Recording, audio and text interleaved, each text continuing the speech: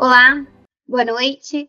Hoje nós iniciamos nosso primeiro ICCast Live, então nós estamos ao vivo agora falando com vocês. E o nosso tema de hoje é, de novo, a reforma tributária. Estávamos há pouco aqui conversando, a gente ainda tem muito assunto sobre esse tema, né? E hoje nós trouxemos o Dr. Carlos Gouveia, ele é especialista na parte tributária. Dr. Carlos, boa noite, tudo bem? Boa noite, prazer estar aqui discutindo esse tema com vocês, tema tão relevante. E a gente estava até conversando que certamente teremos novas pautas sobre esse assunto ainda esse ano. Com certeza. Dr. Carlos, o senhor quer se apresentar? Quer falar um pouquinho do senhor antes de nós iniciarmos? Sim, claro, fazer uma breve apresentação. Você mencionou, sou especialista nessa área, já trabalho há longo tempo já com direito tributário, desde a época de estágio da faculdade em Direito, vou precisar anos, né, porque senão vou revelar aqui minha idade, mas sempre trabalhei com essa área, fiz mestrado, doutorado em Direito Tributário, atuo como juiz no Tribunal de Impostos e Taxas do Estado de São Paulo, atuo também no Conselho Municipal de Tributos, também como juiz dos contribuintes, então, e venho estudando bastante esse tema, é um tema que atrai tanto uma curiosidade para quem é apaixonado pelo direito tributário, como uma necessidade, porque os clientes e o público em geral quer conhecer e precisa entender essa tal da reforma tributária. É isso aí. Doutor, o nosso intuito hoje é a gente focar um pouquinho já no que já está mais palpável, né? Nós sabemos muito bem que a reforma vem sendo pensada há muito tempo, entrou em vigor não há tanto tempo assim, mas que tudo fica muito subjetivo, né? Tudo fica muito solto no ar. E agora nós tivemos algumas decisões em 2025 que já começa a dar mais a visão real do que também está realmente por vir, né?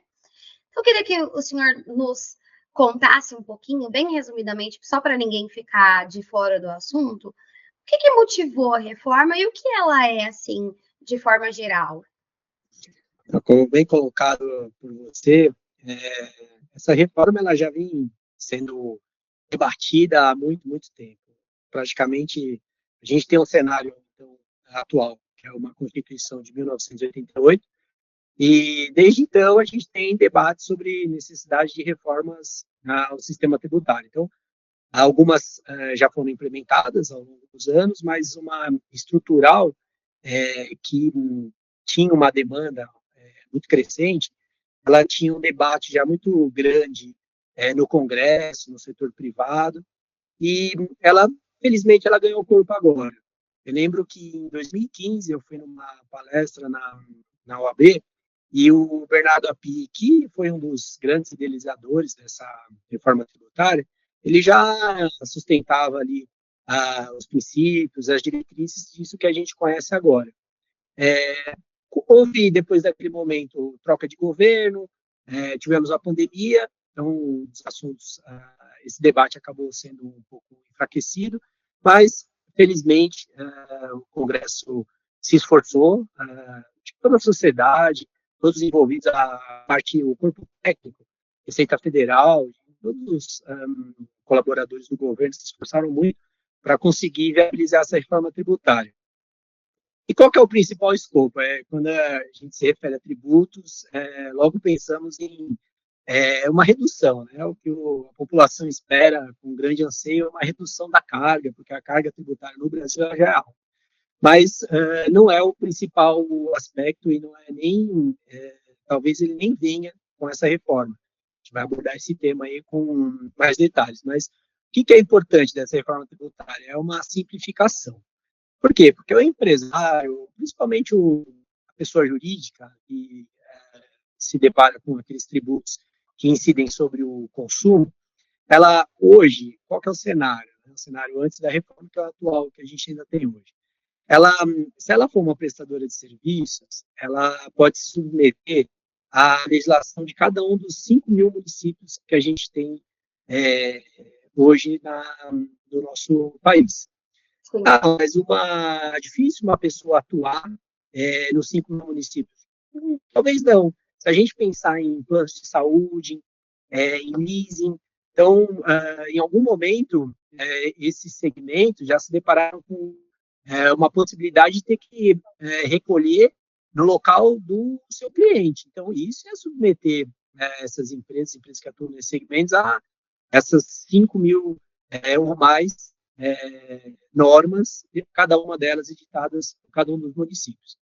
Se a gente for partir para uma empresa que comercializa bens, a gente vai estar abordando 26 estados, mas o Distrito Federal. Então, a gente tem um conjunto aí de 27 conjuntos, diplomas de normas. E a gente não está falando, infelizmente, de um regulamento único, não, muito pelo contrário. No Brasil, a gente tem uma tendência de abordar a matéria tributária não apenas com a lei, mas também com diversos regulamentos, instruções normativas, decretos, então, sem número de normas que eles podem ser editadas por cada um dos entes. E quando a gente se refere à União, à Federação, se torna um pouco mais fácil. Então, quando a gente vai para os tributos federais, pelo menos essa equação é um pouquinho mais simples. Mas, voltando para o caso dos prestadores de serviços, que é o ISS, e aqueles que comercializam mercadorias, que é o ICMS, então, hoje a gente tem uma complexidade enorme. E aí, o que isso implica?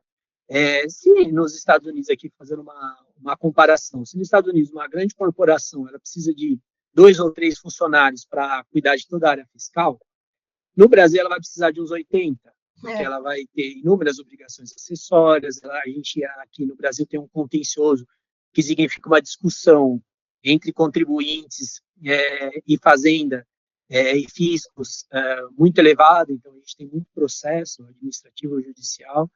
Então, todo esse caldo é que está tentando ser equacionado com essa reforma tributária, que é trazer uma simplificação do sistema, que é muito interessante. A redução da carga também é um ponto muito relevante, mas hoje, apenas com a possibilidade de simplificar o sistema, eu percebo que os empresários, os clientes, eles estão muito otimistas, então eles entendem que era uma reforma que ainda que vai trazer ali talvez um custo ao longo dos próximos anos, mas é uma reforma que vai colocar todo mundo na mesma página, porque hoje a gente tem toda essa complexidade da legislação, ela cria espaço para que cada contribuinte tenha o seu benefício de gaveta, vamos dizer assim, tem um benefício fiscal para um determinado setor, para um determinado contribuinte em especial. Então, isso cria também uma situação de desigualdade, que não é bom para uma livre concorrência que a gente tem na economia. Então, é isso. De uma forma bem geral, a reforma tributária ela acaba unificando esses tributos que incidem sobre o consumo. Então, a gente fala dessa sopa de letrinhas, né? O ISS, ICMS, município, estados, PIS, COFINS e IPI, esses 3 últimos da União. Então, é isso que ela tenta unificar, basicamente, aí, de uma forma bem geral, ela unifica em um novo tributo. Esse novo tributo, aí ele vai se dividir em o IBS, que é o Imposto sobre Bens e Serviços, que aí ele vai ser de competência dos estados e municípios, e aí uma razão mais de competência, que para o contribuinte ele não precisa se preocupar muito com isso. E o CBS, que é a Contribuição sobre Bens e Serviços, que vai ser destinado, a arrecadação vai ser destinada à União. Então, basicamente, ela vai ter uma legislação mais unificada, um procedimento, até se discute com relação a essa questão do contencioso, a tendência é ter uma maior unificação, para o contribuinte não ter que ficar se defendendo perante municípios, perante estados, perante a União. Então, acho que esse é o grande vetor que está impulsionando a reforma tributária, acho que é o grande ponto positivo. Bacana. Bom, a gente sabe que o contribuinte, principalmente os proprietários, né, as grandes empresas, a intenção sempre é que alcance uma redução na carga, né? Esse é a expectativa, né? Mas a simplificação já traz uma redução de custos, se a gente for ver, né? Porque a gente até citou num episódio anterior que a gente vive praticamente num manicômio, né? Porque são 27 federações, cada qual defendendo seus interesses, cada MCM calcula de um jeito, né? Um vai por dentro, o outro vai por fora, o outro vai por lá, e enfim, e aí vai virando um negócio que é humanamente impossível de uma empresa acompanhar, a não ser que ela tenha realmente um setor grande que fique ali só fazendo isso o tempo todo, o que também não é viável, porque daí a gente cai em outro quadrado, né, que é o CLT, enfim, né, e vai para outro lugar. Mas pensando na nossa mudança agora para 2025, doutor, o que o senhor acha que entrou de palpável e de interessante em 2025 que nós devemos prestar atenção? Que as empresas, né, que os nossos clientes devem prestar atenção? Só acho que vale frisar esse termo que você utilizou do manicômio tributário. É realmente o que a gente vive hoje. E o empresário ele tem que ter uma equipe com custo muito alto. E a gente até fica solidário com o empresário que quer entender, porque, imagina, como especialistas, temos anos e anos de estudo. Mas o empresário, como ele sai do bolso dele, ele tem o direito, ele tem o tal direito de entender. Mas é quase impossível, manualmente impossível aí também, repetindo suas palavras, ele entender todos esses mecanismos de substituição, antecipação, diferimento. Então, é algo bem complicado. Então, eu acho que esse é o aspecto positivo que está norteando esse ano de 2025. Então, tivemos já a estrutura da reforma, que é a base constitucional já aprovada, isso foi aprovado o ano passado, então já deu, pelo menos, para mostrar que é uma reforma que veio, realmente, não vai ficar só na base abstrata, na base da discussão interminável. E esse ano a gente está se deparando com as leis que regulamentam. Então, a primeira norma que regulamenta a estrutura desses novos tributos já foi editada, então a gente já tem condição de conhecer. Claro que só esse diploma normativo legal, ele tem aproximadamente 500 artigos, então a gente pode falar, nossa, mas cadê a necessidade desses 500 artigos? Eu vou ter que ler 500 artigos. Mas a ideia a gente vai trocar 500 artigos por um emaranhado de normas que a gente não tem noção, acho que nem de estimar quantos artigos, se a gente for juntar todas as instruções, decretos e todos os outros atos normativos que são editados. Então, acho que é isso que está movendo esse 2025. A gente tem mais um grande projeto que está em pauta no Congresso, então a expectativa é que ele venha já no primeiro semestre, que é a regulamentação dessa questão do contencioso, que eu mencionei, como vai ser, e a questão do conselho gestor, porque e aí eu volto um pouquinho, assim, até tentando facilitar aqui a parte técnica, mas quando a gente fala em recolhimento da parte que é para a União, mais fácil, porque a União está lá, é um ente só.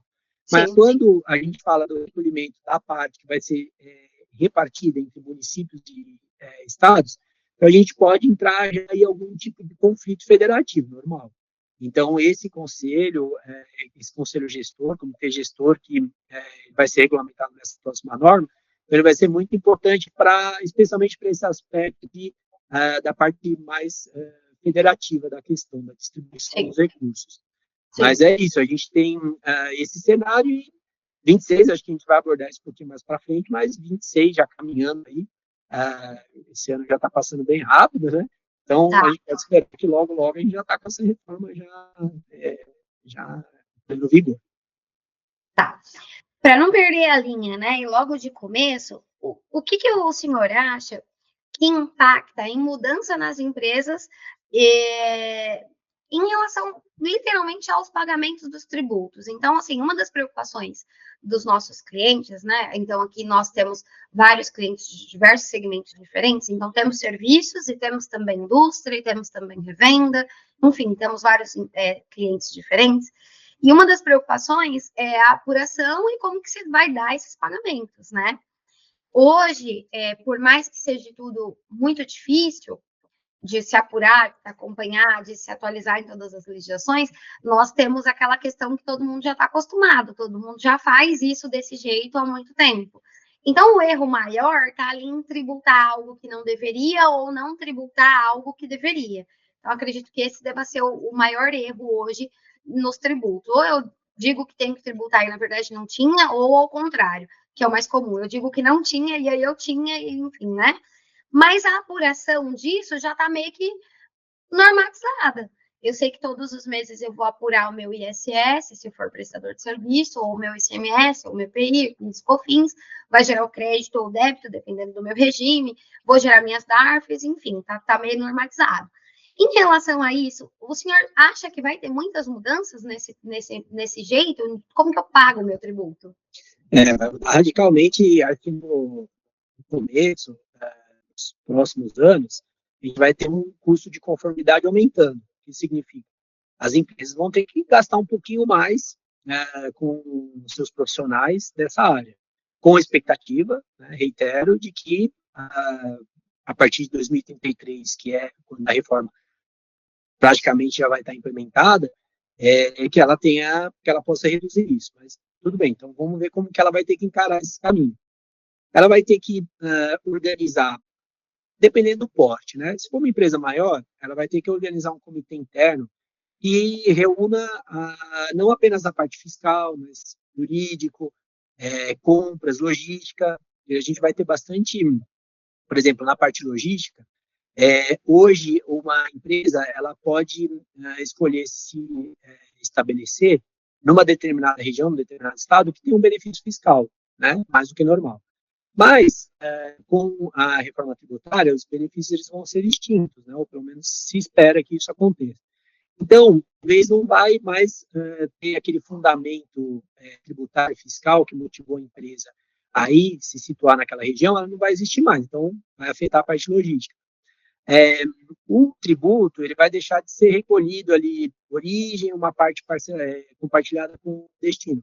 Vai passar a ser tudo destino. Então, vai modificar a questão de custos.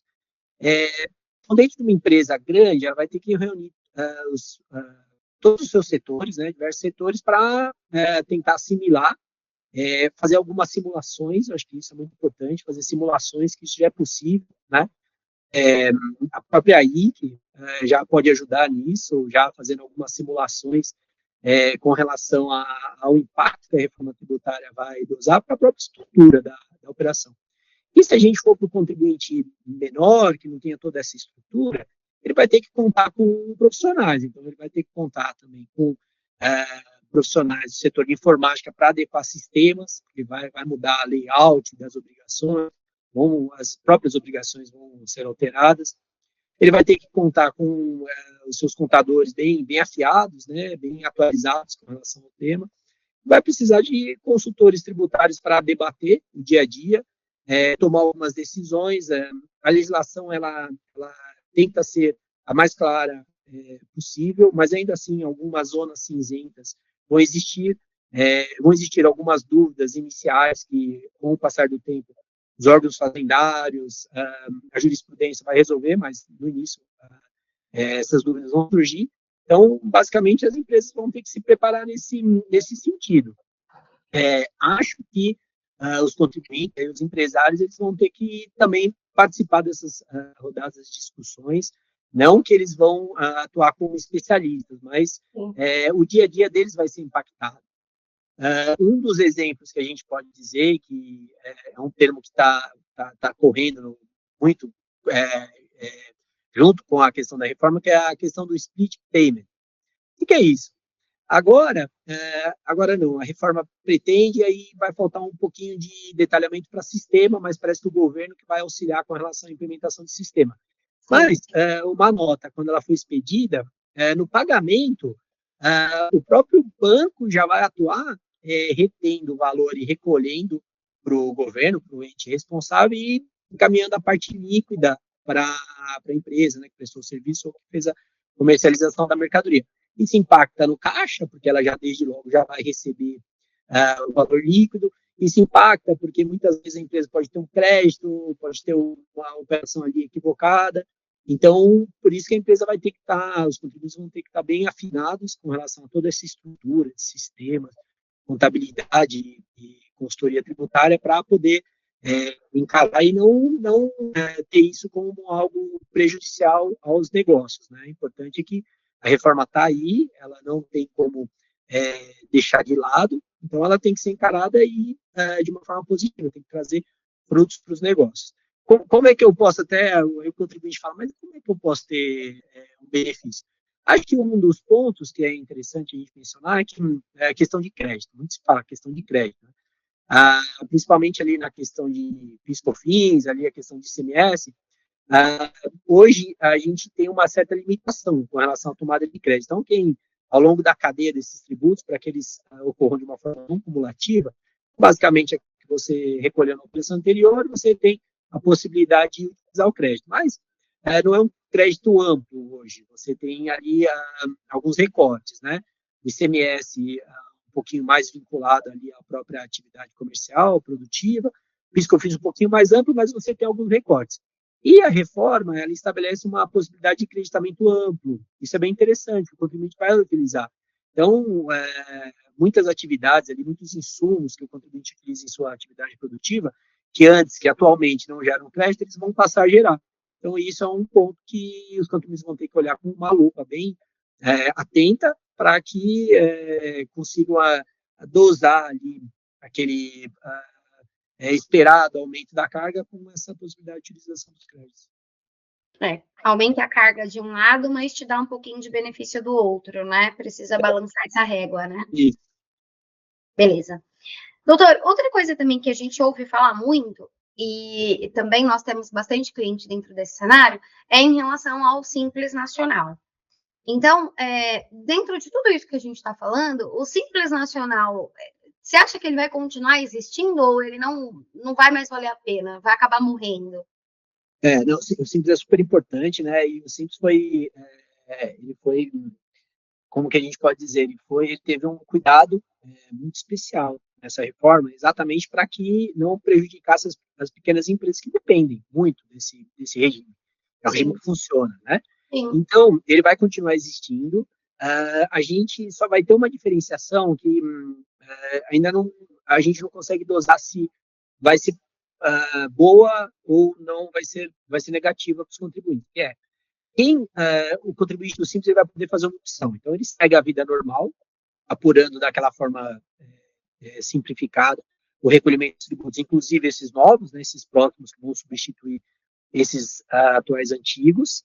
Uhum. Só que nessa forma, se ele seguir esse parâmetro mais simplificado, a atividade dele, para quem ele estiver dentro da cadeia, não vai gerar aquele crédito mais amplo.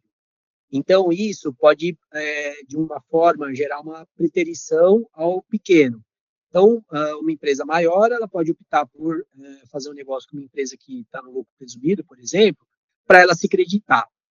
Só que há uma opção que a legislação outorga aos contribuintes do Simples, que você pode manter a apuração do imposto de renda, contribuição social, contribuições previdenciárias de forma simplificada, mas o CBS e o IBS, esses novos tributos, aí você faz uma apuração como se fosse um regime normal. E aí você vai entrar dentro dessa cadeia ampla de crédito. Então, é algo ainda a ser observado pelos contribuintes do Simples, com cuidado, também, de novo, fazendo a abordagem de cenário de cálculos, para verificar o que é melhor em cada caso, para não ocorrer isso, que é exatamente uma preterição, aí, eventualmente, em uma atividade negocial. A importância de manter um estudo tributário próximo, né? Para entender bem esses nuances, né? Bom, então a gente já falou, né? O CBS e o IBS, eles vão substituir o PIS, o COFINS, o IPI, né? No âmbito federal, e o ICMS no federativo, né? E dentro desse quadrado aí, no começo, eu havia entendido que a nossa substituição tributária ela ia morrer, né? O que a senhora acha? Ela vai morrer, será? Um dos grandes... acho que foi muito festejado por todos essa possibilidade de a gente não ter mais substituição tributária. Eu ia ficar bem feliz. Porque é um ponto, assim, algo que complica, que torna disfuncional, é bem difícil lidar com a substituição tributária, principalmente porque você está lidando com diversos cenários aí de entes.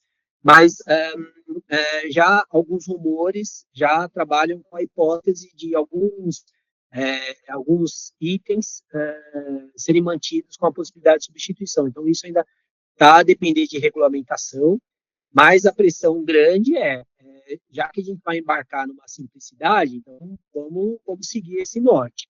Então, a ideia é resistir ao máximo para que a substituição, e todos esses regimes aí similares, aí, retenção, recolhimento antecipado, tudo isso que se desdobra na substituição, que isso seja realmente extinto de vez. Tá. Bom, essa é uma esperança boa, né? Doutor, outra coisa, dentro dos cenários, né, dentro dos segmentos de mercado, você acha que tem algum setor que vai acabar vai se beneficiar melhor? Porque, por exemplo, o senhor falou até no início, né, na sua introdução, o setor de serviços hoje, ele tem a complexidade de trabalhar dentro dos municípios, né? Então, são lá os 5 mil municípios, e sim, nós temos clientes que trabalham com todos e realmente é bem complicado de administrar. Até porque existem municípios que são muito pequenininhos ainda, né? E o negócio tem que ser feito bem na maneira do papel mesmo, ligar lá para saber, enfim, é bem doloroso. Mas, de um outro lado, a gente tem um índice pequeno, né? É um valor de tributo que chega ali a 5%, às vezes, dependendo do serviço que você presta. E a gente pensando na alteração para o CBS, né? A gente vai para uma carga que está ali esperada dentro das últimas notícias que eu ouvi, pelo menos a 26,5%, 27%. Você acha que o setor de serviços, então, ele vai ser um pouco prejudicado com isso? Mas deixa eu trabalhar um pouquinho mais isso que você falou, que é muito interessante, né? Só para quem atua mesmo na prática, isso aí foi bem legal você ter levantado, porque não basta, não é o caos que o contribuinte vive, não é apenas no sentido, eu tenho que lidar com mais de 5 mil legislações. Não, não é isso. Você não acha legislação. Tem município que você simplesmente não acha no site do município. Não tem, né? Você tem que ligar mesmo, né? Para falar, e aí? Você tem que pedir o Código Tributário Municipal, você não sabe se ele está atualizado ou não. Assim, um caos, verdadeiro caos. Isso é bem interessante você ter mencionado. Agora, de fato, o setor de serviço é o que aparenta ser o mais prejudicado. E por quê? Todos eles vão ter a elevação de alíquota, né? Só que, com relação a essa parte de você ter uma possibilidade de creditamento geral e amplo, muitos setores aí, industrial, comercial, eles vão ter essa possibilidade de absorver essa carga. Então, de certa forma, ele vai ter uma elevação da alíquota, mas ele vai ter crédito. Então, se espera que ele tenha ali elas por elas, ou se aumentar um pouquinho, ou eventualmente até ter uma diminuição da carga. Agora, o setor de serviços, ele vai na veia, porque a gente tem uma média hoje entre 8 e 9% de carga, né, para o setor de serviços. Pode simplesmente, e por que eu digo pode? Porque a alíquota ainda não é um outro ponto aí, um pouco crucial dessa reforma. A alíquota ainda não foi estabelecida, né, isso aí é bom a gente mencionar, mas deve ficar ali entre 26 a 28, é o que se espera. Então, imagina, o contribuinte vai partir de 8, 9 para uma carga de 26 a 28%, é muita coisa. E, ao mesmo tempo, ele não vai ter créditos para utilizar. Então, esse é um detalhe muito importante na reforma. A gente espera que alguns setores já conseguiram conversar com o Congresso, já conseguiram expor a sua necessidade, e conseguiram se encaixar em alguns redutores de alíquotas. Então, eu posso até dizer, os advogados, aqueles profissionais que têm profissão regulamentada, contadores, médicos, então eles conseguiram já ter uma redução da alíquota. Então, se a alíquota for ser 26 a 28, então eles têm 30 a 40% de redução. Então, já amortiza um pouquinho esse impacto negativo. Mas alguns setores, em geral, não vão ter essa redução, e, ao mesmo tempo, não vão ter essa possibilidade de creditamento. Aí, para o setor de serviços, vai ser um impacto bem negativo. Infelizmente. Isso é um pouquinho preocupante, né? Se a gente olhar num cenário geral, né? Porque eu acho que o setor de serviço, nos últimos anos, são os setores que mais crescem, né? A prestação de serviço cresce com um bico para cima, né? Ela cresce bem. E talvez isso diminua um pouco esse crescimento. Bom, a gente tem que esperar, né? Não tem muito o que fazer, né? A gente tem que esperar regulamentar as alíquotas e as suas devidas possibilidades, né? Como o senhor disse. Então, se há possibilidade de créditos, né? Se eu consigo, de alguma maneira, reduzir isso de alguma forma, né? O que é, só para a gente, um ponto, por que o setor de serviços não tem crédito? Porque a atividade básica dele é fundada na mão de obra, no funcionário. Sim, Tudo bem, sim, ele vai ter a folha, é, vai ter ali um gasto de escritório mínimo para se creditar, mas é pouco. Se a gente for pensar numa indústria, tudo que é aquilo que a indústria adquire de insumo para montar o seu produto industrializado, ela tem um crédito, então é muito diferente o que o setor de serviços tem como possibilidade de creditamento e o setor industrial, por exemplo, tem. Então, esse é um setor que vai ser prejudicado. É uma expectativa. Bom, bacana. Me corrige se eu estiver errada, tá? Mas me parece que as primeiras implementações vão vir em relação à substituição do PIS e do COFINS, né? Então, acho que é a primeira coisa que a gente vai começar a mexer ali a partir de 2026, se eu não estiver equivocada. E em relação a isso, o que a senhora acha que é ideal que as empresas façam ou se preparem para iniciar em 2026? Porque a gente até estava falando um pouquinho sobre isso, né?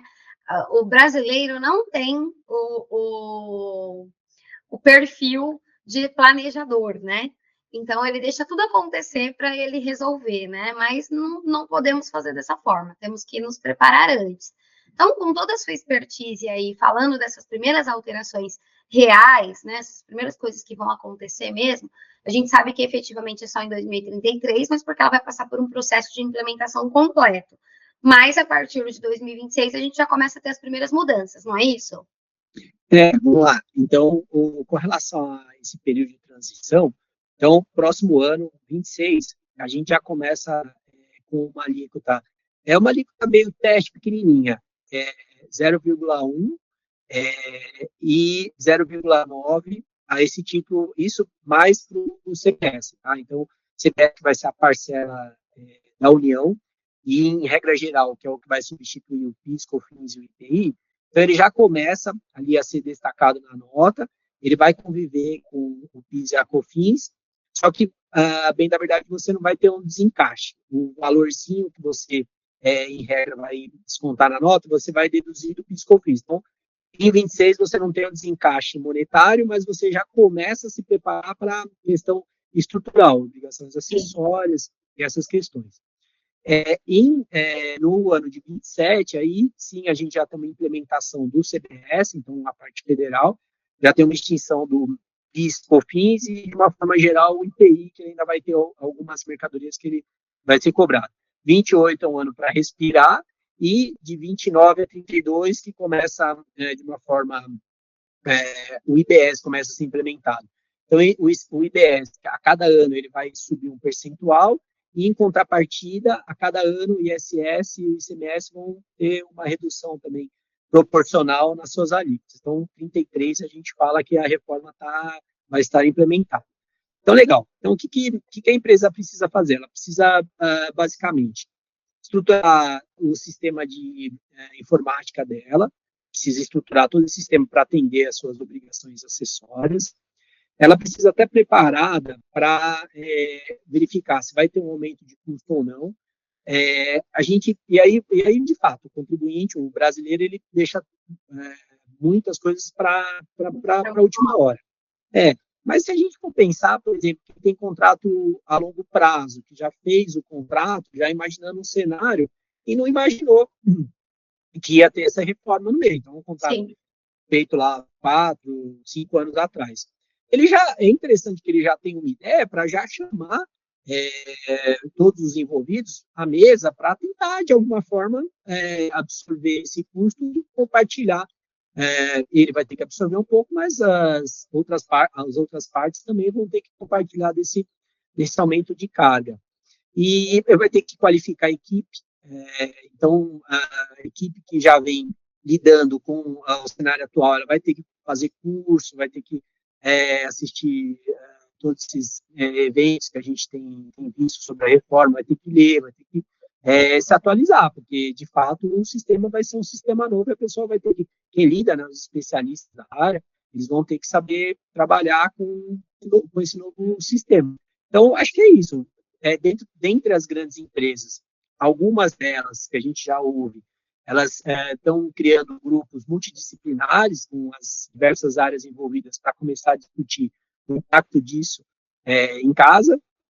As médias e pequenas vão ter que sentar com seus profissionais, vão ter que até eventualmente contratar novos serviços, como novos serviços de informática que consiga atender de forma pontual, atualizada, com qualidade, com confiança. Vão ter que procurar profissionais da área tributária, isso é fato, para poder discutir os novos cenários e ver para que caminho seguir. Então, é isso, acho que as empresas vão ter que olhar bastante para esse lado.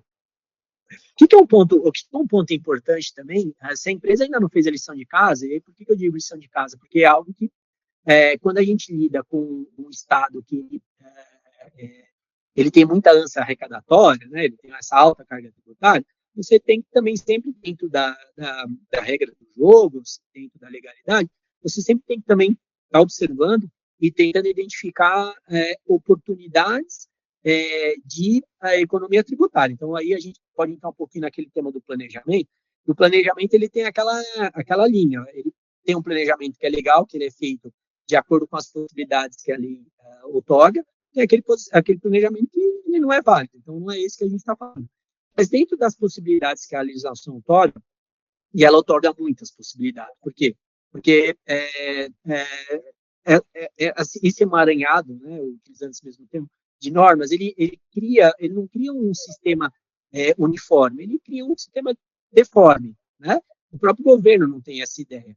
E aí, dentro dessa deformidade, alguns casos permitem que o contribuinte reveja aqueles recolhimentos que ele fez ao longo dos 5 últimos anos, né, que é a linha de corte, e verifique. Os recolhimentos foram devidos? Houve um recolhimento maior do que o devido? Algum recolhimento é passível de discussão, tem uma jurisprudência, tem uma nova norma que disse algo em sentido contrário, então ele vai ter que trabalhar aí de novo com sua equipe, ou equipe interna, ou equipe externa, para identificar essas oportunidades. Por quê? Porque esses tributos vão ser extintos. Então, com o passar do tempo, esses tributos vão ser extintos, e a cada ano que passa, você perde um ano lá dos 5 para trás. Então, você pode entrar num novo cenário despreparado, tanto com relação a se organizar para aquilo que vai vir, como em relação àquele passado, que você pode ter ali alguma coisa para te dar um recurso de caixa que vai ser muito importante nesse momento. Sempre né? Na verdade, qualquer dinheiro sempre é bem-vindo. Mas nesse momento que a gente está usando ali um aumento desse custo de conformidade, então ele vai ser muito bem-vindo para poder arcar e superar esse período. O doutor, falando em palavras bem fáceis, bem práticas, a gente diria que quem não fez ainda, né, uma análise de recuperação está na hora de fazer, né? Já tá quase passando da hora, né? Porque é isso que eu falei, uma lição de casa que o contribuinte tem que ter uma lição diária. O contribuinte, e aí o que às vezes ele fala, mas não é que eu estou dormindo, é porque eu não quero realmente criar nenhum constrangimento com os órgãos fiscalizadores. Não, isso não existe, porque o contribuinte vai fazer é trabalhar dentro do direito.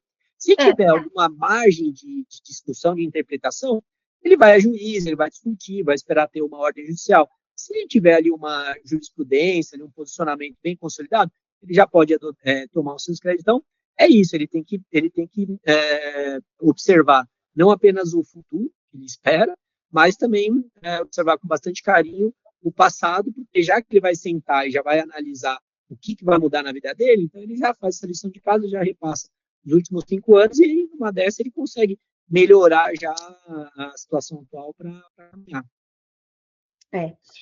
O doutor, falando em relação ao CBS, que a gente começa agora em 2026, né? Essas alíquotas que o senhor citou, elas já estão certas ou elas ainda dependem de regulamentação, elas ainda podem mudar? Elas já estão certas, a gente ainda tem que ter um trabalho bem grande de regulamentação pelo comitê gestor, ainda esperado ali, talvez a Receita também trabalhe alguma questão nesse sentido, não algo que existe hoje com diversas regulamentações, mas alguma coisa eles devem soltar algum ato para também auxiliar os contribuintes, isso é esse intuito. Mas, de fato, o que a gente tem no cenário de 26 começando em 26, aí até a gente brincava aqui, às vezes o governo ajuda, às vezes o governo posterga um pouquinho, a gente já teve isso Sim, com diversas obrigações acessórias que o governo sim. foi postergando. Mas, assim, a gente tem vamos dizer assim, a gente tem um cronograma de reforma bem, vou dizer assim, até enxuto, a gente acha que não, mas ele é enxuto para tudo isso que a gente tem de providência a adotar até 2033. Então, eu acho que ele pode até, eventualmente, pensar em postergar um pouquinho, mas não vai ter a menor possibilidade de alargar muito o início já em 2026. Então, se ele der uma liberalidade de alguns meses, dito eu que não serão muitos. Em 26, a gente já tem uma necessidade dos contribuintes se organizarem e começarem a, pelo menos as obrigações acessórias, que a gente denomina, já começar a colocar em prática. Tá, entendi. Bom, aí vai a importância de ter um bom apoio, né? Eu já dizia há algum tempo que hoje em dia eu acho que só entrega os SPEDs da vida com bloco CAI, com tudo, quem tem uma ferramenta, porque sem uma ferramenta é muito difícil, né? Sim. E agora, nesse embrulho todo, pior ainda, né? Então, quem não tem uma ferramenta, procure uma, porque vai ficar difícil de administrar isso na unha, né? Na mão, né? Não, e o problema é que em alguns períodos a gente vai conviver com. A gente já tem um sistema que é complicadíssimo. A gente vai, em alguns períodos, a gente vai conviver com os dois sistemas. Então, é, é claro que assim, eu acho que o governo ele vai olhar com muito carinho, vou dizer aqui, para esse cenário, porque ele não quer realmente complicar a vida dos contribuintes. Mas o fato é, eles, de alguma forma, eles vão ter que ter uma conformidade, vão ter que estar preparados para arcar com esse período de convivência aí dos regimes. A tendência é que o período vai ser um pouco turbulento, isso eu acho que sim, mas sempre com uma visão otimista que em 2033 a gente vai engatar, vai ter reflexo no PIB e aquela expectativa de um cenário econômico melhor. Bom, perfeito. O senhor estava comentando comigo um pouquinho antes de nós entrarmos no ar, que agora, acho que junho ou julho, já sai uma primeira norma, é isso? Uma primeira regulamentação? Saiu já uma regulamentação estrutural com relação a esses dois tributos co-irmãos, que é o IBS e o CBS, e aí estamos no aguardo de mais uma outra que é mais para operacional, contencioso, gestão da arrecadação, mas a gente já tem a primeira grande norma, que é uma das até mais relevantes, já foi editada, já foi aprovada pelo Congresso e já está à disposição. Perfeito, bacana. Bom, doutor, para encerrar, tá? Estamos chegando no final já, tá bom? Não que eu não tenha perguntas, porque eu tenho 1000 perguntas, tudo bem? Mas a gente vai deixar para outro dia. O que o senhor acha que nesse momento existem de boas práticas que a gente possa aplicar mesmo? Então, eu sei que você já me deu alguns insights. Então, você já me falou, por exemplo, sobre preparação de time. Eu acho que isso é muito importante, né? A gente já tem, para quem lida no operacional, a gente já tem hoje uma dificuldade muito grande em encontrar, por exemplo, vou falar numa linguagem bem simples, mas você vai me entender. Hoje em dia, nas empresas, quando a gente vai falar com um fatorista, ele não entende de imposto. Ele não entende de CFOP, ele não entende de. São poucos os faturistas que realmente emitem a nota que entende o que está realmente sendo colocado ali. Então, a gente precisa de um analista fiscal, né? Que vai fazer toda a parte e deixa lá só para o menininho ir lá e imprimir a nota, ok. E agora, eu acho que isso vai ficar mais latente, né? É mais necessário que essas pessoas sejam preparadas, né? Que elas sejam capacitadas. Esse o senhor já nos deu o insight aí durante a sua fala, que o ideal era as empresas começarem a preparar o seu time, preparar as suas pessoas, né? Existem muitos cursos que ajudam, né? Hoje em dia a gente tem uma ferramenta que é o YouTube, que também ajuda muito, tem muito artigo, tem muito vídeo explicativo, tem muita gente falando sobre o assunto. Se a gente tem ali do outro lado alguém um pouquinho curioso, consegue, né, se atualizar minimamente. Mas o que o senhor diria de boas práticas que a gente deveria começar a colocar em pauta já nas nossas empresas? Você falou bem essa questão do material, então a pessoa minimamente curiosa, ela consegue achar um vasto material, acho que até essa nossa conversa aqui, esse nosso bate-papo, vai para o YouTube, vai ficar por lá, então quem tiver interesse em depois rever ou ver, Acho que é isso, acho que boas práticas, acho que eu poderia dizer já começar. Eu já estava com essa expectativa o ano passado, já em algumas conversas, já dizendo que os contribuintes, pessoas jurídicas, principalmente, já deveriam se organizar para se preparar para a reforma. Isso não aconteceu. Hoje mesmo eu vi uma notícia dizendo que por volta de 85% das empresas ainda não estão preparadas, e isso me parece que significa não começaram nem o mínimo, nem se organizar um comitê, ou já começar a cotar serviço de profissionais da área para poder ter esse auxílio. Então, eu acho que a boa prática é essa. Ele é uma realidade. No Brasil, a gente fica muito naquela questão isso nunca vai acontecer, é uma discussão eterna, nunca vai virar realidade, o Congresso não vai aprovar essas grandes reformas, né, pelo menos. E isso aconteceu. A reforma tributária ela é fato, ela é visível, se você for para a Constituição, já tem os artigos que abordam esse novo sistema, já tem uma lei que aborda de uma forma bem completa esse novo sistema. Então, acho que é isso. A boa prática que fica como recado se organize, verifique quais são as suas dores, quais profissionais você precisa, qual orçamento que você vai ter.